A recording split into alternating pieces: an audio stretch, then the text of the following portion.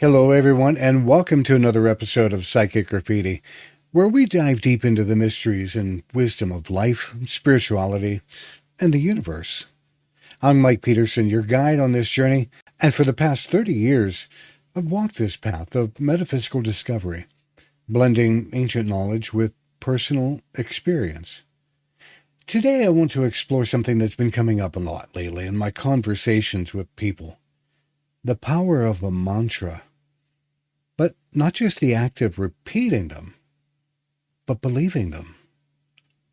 Let's start with a question. Have you ever repeated a mantra like, I am enough, or I am worthy, only to feel like it's not working? You're doing the practice, you're saying the words, but something's missing. Why isn't the change happening? Well, today, we're going to uncover that very mystery. The key lies in your belief, not just your words. You see, words in themselves are extremely powerful. Every sound carries a vibration, and mantras have been used for thousands of years because they work both on conscious and subconscious levels. But here's the catch. Words are only part of the equation.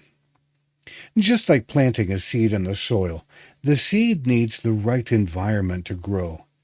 Your belief is that environment. Without it, your mantra is like a seed sitting on a rock, no roots and no growth. Let's break this down a little more. A mantra can be thought of as a tool to shape your reality, to rewire your brain, and to realign your energy. But imagine trying to build a house with a hammer and you don't believe the hammer works. You're still going through the motions, swinging at the nails, but the effort is hollow. This is exactly what happens when you're just saying the words of your mantra without believing them. There's a disconnect between the action and the feeling. It's not about mindless repetition. That's not it at all.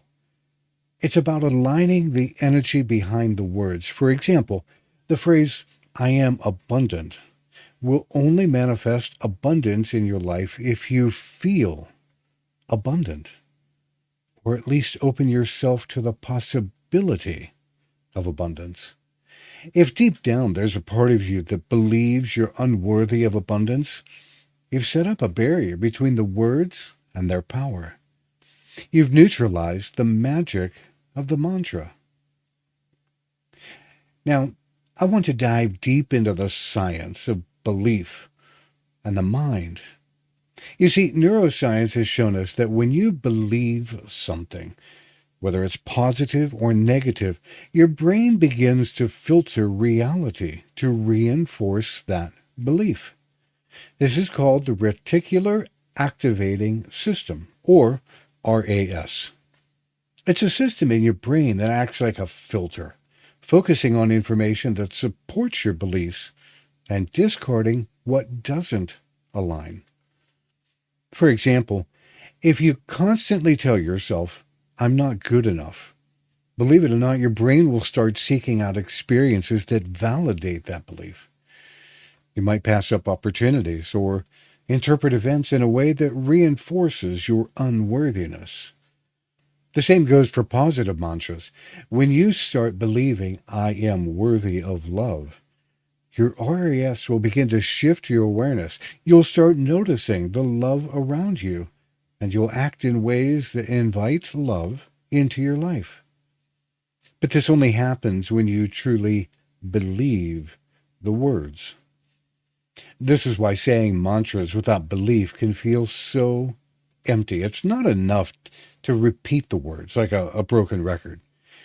Your brain and energy system require an emotional connection. They require that to make the shift. Your belief gives the mantra life, and it turns those words into an experience. When you believe your mantra, you're sending a clear signal to the universe. I am ready for this reality to unfold in my life. So, how do we cultivate this belief?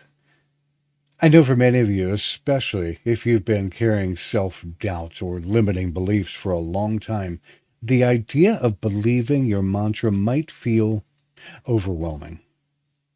I've been there too. It's a process, but it's absolutely possible. Let's take these by steps. Step one, start with your self-awareness. Notice how you feel when you say your mantra. Does it resonate with you? Do you feel a sense of unease or disbelief when you say the words? That's okay. This is where you begin by acknowledging those feelings without judgment. Remember, the journey toward belief isn't about forcing yourself to feel something that you don't. It's about gently guiding your mind and your spirit in a new direction. The second step is visualization. The mind responds to images and emotions. And when you say your mantra, close your eyes and visualize yourself embodying the reality of those words. If your mantra is, I am abundant, imagine what it looks like and feels like to live in abundance. This isn't just a mental exercise. This is where you build emotional resonance with your mantra. The third step is consistency and patience. You've heard me say this many times, just like any practice, meditation, yoga, learning a new skill, it doesn't matter. Building belief takes time. You can't expect to say a mantra once and suddenly feel a deep, unwavering conviction. It's the steady, consistent practice of aligning your words, thoughts, and feelings that'll cultivate belief. I want to share a couple of personal stories from my own life and my clients' experiences to highlight how this transformation can take place. Years ago, I struggled with feeling worthy of success in my own career. And I'd say mantras like, I am deserving of success. But honestly, deep down, I wasn't fully buying into it. It wasn't until I did the inner work, unpacked those limiting beliefs, and started believing in my worth, that things changed and they shifted. Clients began to appear more frequently, opportunities opened up, and I felt aligned with my purpose. The words didn't change, but my belief in them did. And that made all the difference. And it's not just me. I've had clients who, after struggling for years with financial insecurity, shifted their mindset with mantras like, I am open to receiving wealth.